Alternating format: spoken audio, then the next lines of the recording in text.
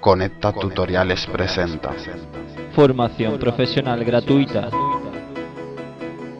Más recursos y utilidades en www.conectatutoriales.com. Patrocinado por Conecta Publicidad.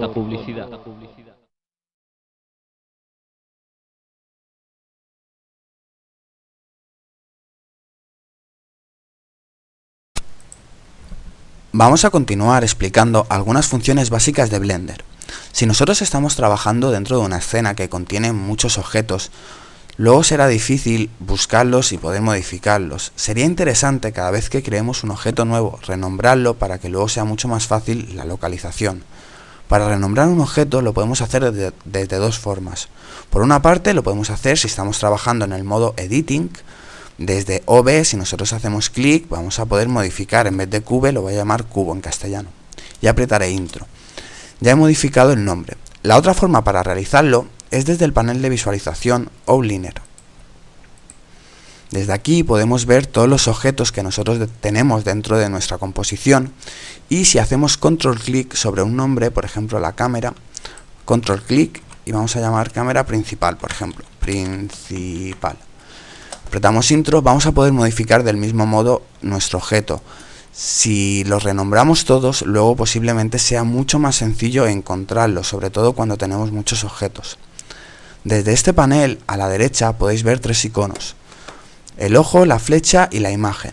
El ojo lo que va a hacer es permitir visualizar o no visualizar un elemento dentro de nuestra composición.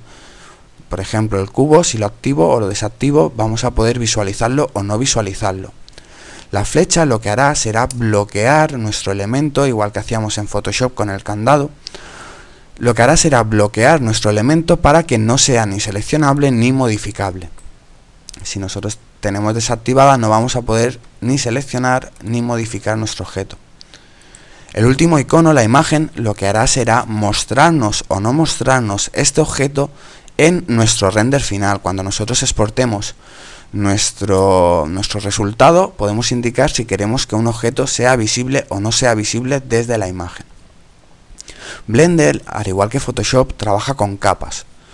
Podemos ver la capa desde aquí en los iconos estos pequeños. Nosotros podemos trabajar con bastantes capas, creo que son 20 en total.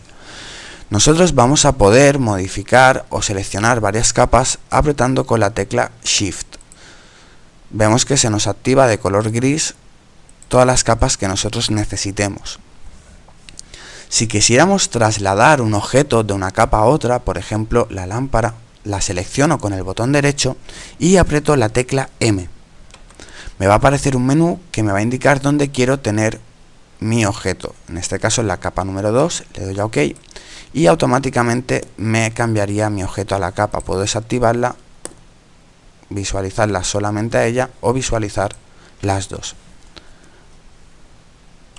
Vamos a regresar al modo de visualización 3D View y vamos a explicar cómo podemos copiar objetos.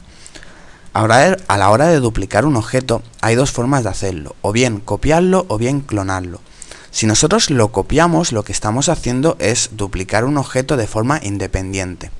Mientras que si lo que hacemos es clonarlo, lo que vamos a hacer es realizar una copia, y si nosotros aplicamos una modificación sobre una de ellas, del mismo modo esta modificación se va a aplicar sobre el resto de objetos clonados. Vamos a ver un ejemplo. Para copiar un objeto voy a seleccionarlo con el botón derecho y apretar Shift D. De este modo lo que hago es hacer una copia independiente de mi objeto. Aprieto suprimir y le digo Erase. Si en vez de copiar, que lo hago con la tecla Shift D, lo que quiero hacer es clonar un objeto, lo voy a tener que hacer apretando la combinación de teclas Alt y D. Selecciono un objeto, aprieto Alt D y clono un objeto. En este caso lo que he realizado es una clonación. Esto quiere decir que si yo hago una modificación, por ejemplo de color, le aplico un color rojo, este color se va a modificar a las dos partes, o incluso si yo desde Edit Mode hago una modificación en uno de los lados, por ejemplo aquí, vemos que la modificación se me va a aplicar del mismo modo a todos los objetos que yo haya clonado siguiendo este método.